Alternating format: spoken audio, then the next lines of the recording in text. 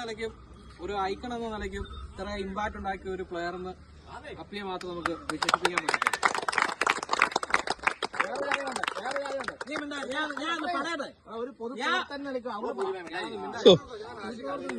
മാത്രമല്ല അപ്പി ഐക്കൺ നിൽക്കുന്ന ടീമിന് ഒരു 50% ഒരു ഫൈനൽ സാധ്യത ഉണ്ടെന്നുള്ള രീതിയിലാണ് അപ്പി എല്ലാ ടീമിനും വേണ്ടി ഏർപ്പെട്ടിട്ടുള്ളത്.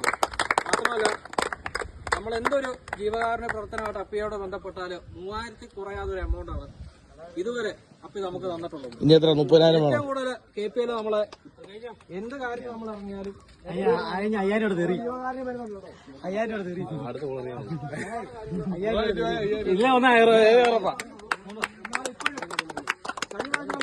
കഴിഞ്ഞ ദിവസവും ഒരു ഡയാലിസിസ് പേഷ്യൻസിന്റെ കാര്യങ്ങളാണ് അപ്പിനടുത്ത് ഞാൻ ചെന്ന് ഒന്നും നോക്കാതെ എനിക്ക് നല്ലൊരു എമൗണ്ട് അപ്പി തന്നു. അതൊന്നും നമ്മൾ വെളിയിൽ പറഞ്ഞില്ല.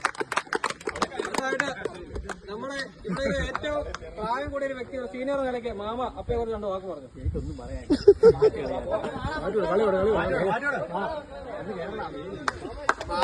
ഞാൻ തന്നെ പറയാനല്ല, എനിക്ക് രണ്ടാമത് ക്രിക്കറ്റ് കളിക്കാത്തൊരു അവസരം ഉണ്ടായിരുന്ന മാമയാണ്. കാരണം 27 കളി 2016 തുടങ്ങുമ്പോൾ അന്നൊന്നും കളിയൊന്നുമില്ല. 10 കൊല്ലമായിട്ട് കളിയില്ല. ചുമ്മാ വെട്ടി കുത്തിരിക്കുമ്പോഴത്തേക്കും പുള്ളിയാണ് എന്നെ രണ്ടാമത് കളിക്കാനായിട്ട് ഗ്രൗണ്ടിൽ ഇറങ്ങുന്നത്.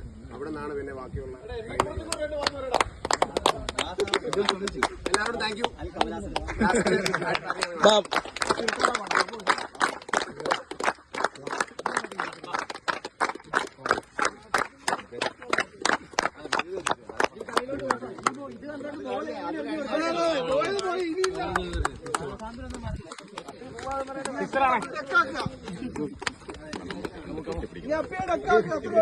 അതൊരു ഞങ്ങളെ കളി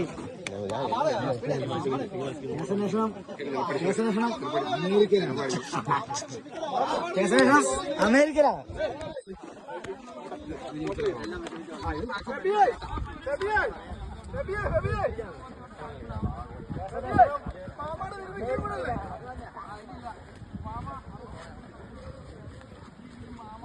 മാമയുടെ വിലപിക്കുമ്പോഴാണ് കൂടെ